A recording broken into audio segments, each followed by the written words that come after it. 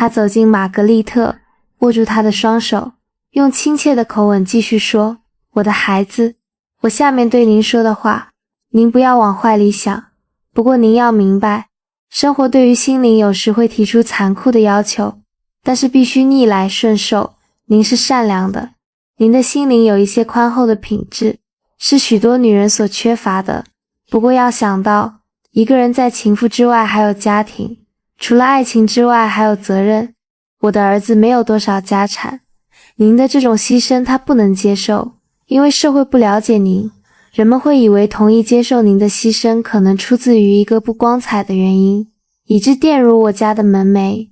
人們可不管阿爾芒是不是愛您，您是不是愛他，人們只看到一件事，就是阿爾芒迪瓦爾竟然能容忍一個妓女，為了他而把所有的東西統統賣掉，往後的日子就是埋怨和懊悔。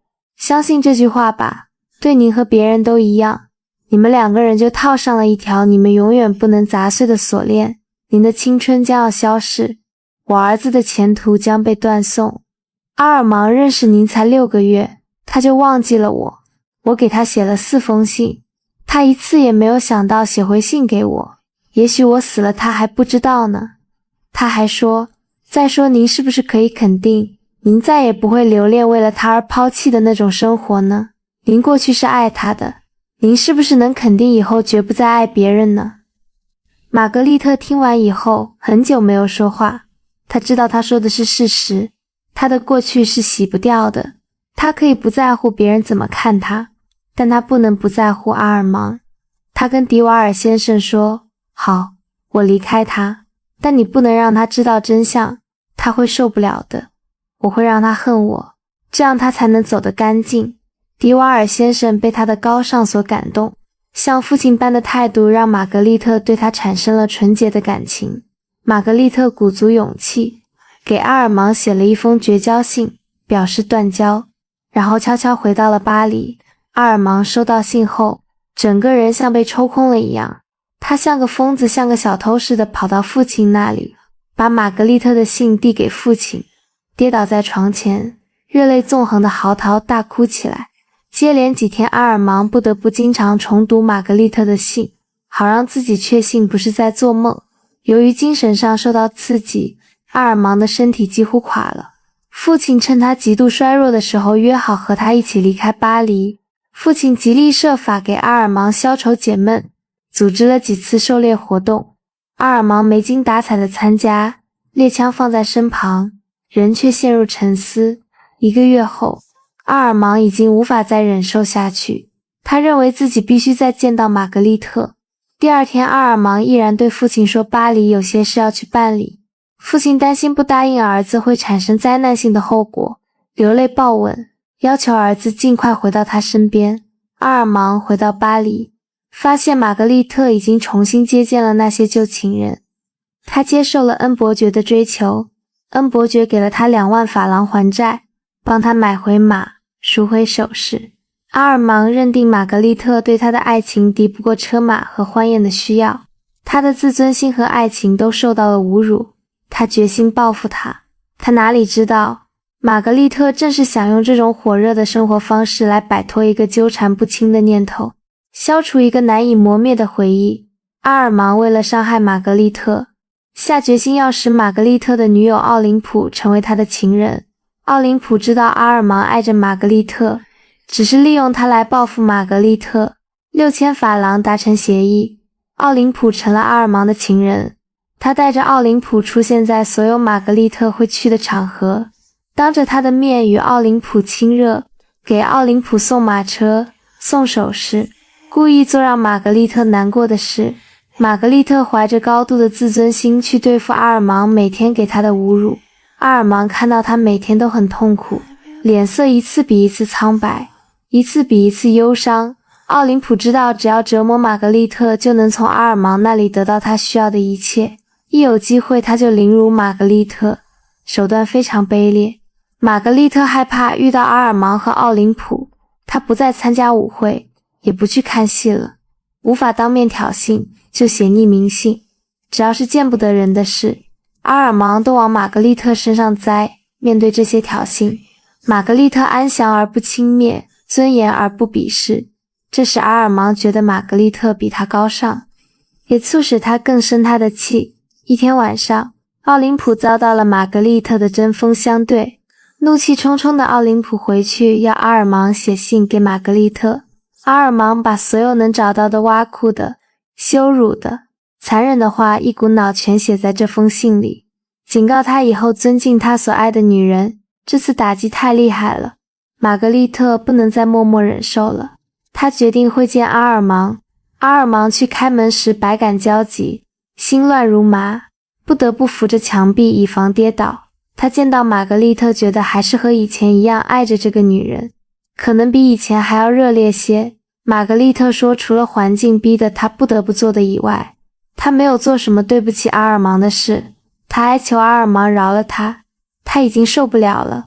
他這次來不是為了要求友誼，而是請阿爾芒別把他放在心上了。阿爾芒問起那封絕交信，瑪格麗特只說他服從了一個嚴肅的需要。一個奇妙的夜晚之後，阿爾芒問瑪格麗特願不願意跟他一起離開巴黎。瑪格麗特幾乎帶着恐懼拒絕了。瑪格麗特走後，阿爾芒感到寂寞孤單。5點鐘，他下意識地走到了瑪格麗特的住處，卻發現他另有客人。他留下500法郎後離開了，這是最徹底的羞辱。瑪格麗特將錢退了回來。後來，瑪格麗特去了英國，阿爾芒去了中東，在亞歷山大，他收到了瑪格麗特的信。在瑪格麗特病重期間，迪瓦爾先生履行了承諾，他寫信把全部真相告訴了阿爾芒。瑪格麗特是為了成全他的家族才選擇離開，他從未停止愛他。阿爾芒收到信後，內心受到巨大震動，但因種種原因心存芥蒂，遲遲沒有動身去見瑪格麗特，直到他收到瑪格麗特病危的消息，在趕回巴黎時已經太遲了。瑪格麗特死在一個冬天，在她長達2個月的無比痛苦的病危期間，誰都沒有到她床邊給過她一點真正的安慰。臨死前財產就被查封，債主們都在等着她死。她死後財產被拍賣。小仲馬在書中寫道，這些靠人供養的女人擁有的華麗馬車，每天在貴婦人的馬車上濺上泥漿，她們跟貴婦人一樣，在歌劇院和意大利劇院訂有包廂，坐在貴婦人的隔壁。他們在巴黎恬不知恥地炫耀他們的天姿國色、珠光寶氣和蕩簡於閒，但他們死後，就像某些星辰隕落時和出生時一樣黯淡無光。如果他們年紀輕輕就死了，那麼他們所有的情人都會同時得到消息，因為在巴黎，一位銘記的所有情人彼此幾乎都是密友。大家會相互回憶幾件有關他過去的軼事，然後個人將依然故我，絲毫不受這事的影響，甚至誰也不會因此而掉一滴眼淚。瑪格麗特正是這樣死去的。她死在奢華的環境裡，死在她過去生活的床上，但也死在心靈的荒漠中。這個荒漠比埋葬馬農的荒漠更乾燥、更光禿、更無情。臨終前，他把日記托付給鄰居，囑咐轉交給阿爾芒。他在日記裡寫下了全部真相。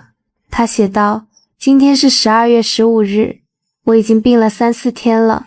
今天早晨我躺在床上，天色陰沉，我心情憂鬱，我身邊一個人也沒有。我在想您，阿爾芒，我再也忍不住了。我要把我過去的行為給您做一番解釋。我不願意悄悄死去，而不讓您弄清楚關於我的一切事情。他在日記中詳細記錄了與迪瓦爾先生會面的全部經過。他還寫道：阿爾芒，我不想再對您說，在我最後一次向您證明我對您的偉大的愛情時，您是怎樣報答我的。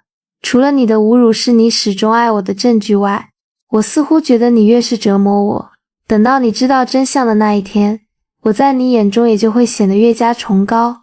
他把他的每一次羞辱，每一次當眾的冷言冷語，每一次讓他咳血的刺痛，都當成了他還愛他的證據。因為如果他不愛了，他連恨都不會恨，他連他的恨都捨不得扔。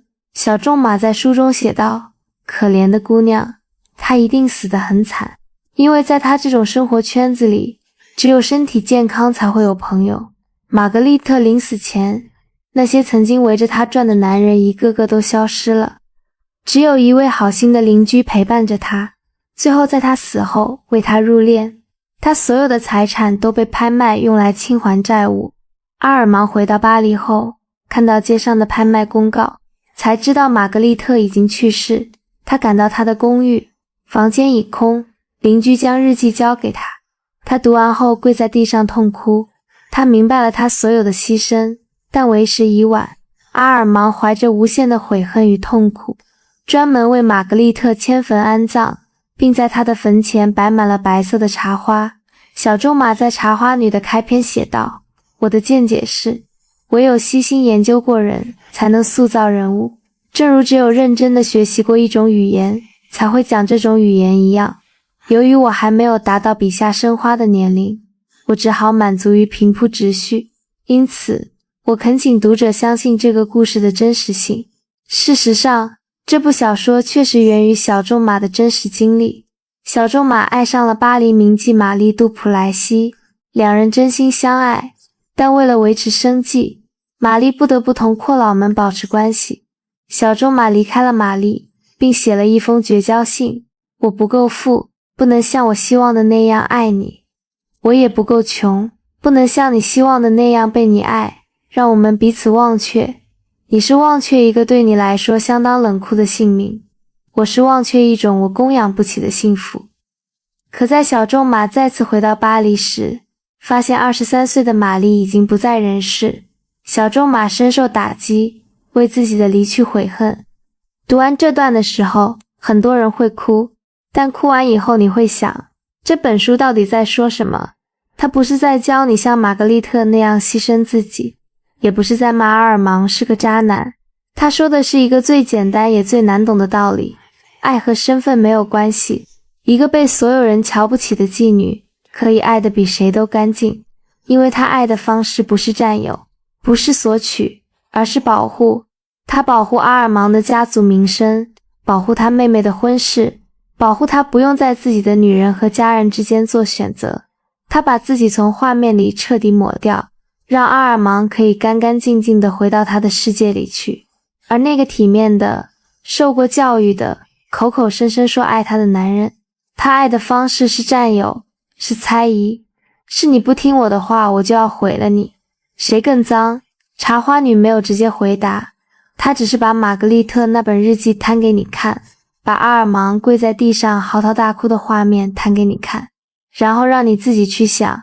小仲馬在書中寫道：你們同情見不到陽光的瞎子，同情聽不到大自然音響的聾子，同情不能用聲音來表達自己思想的啞巴。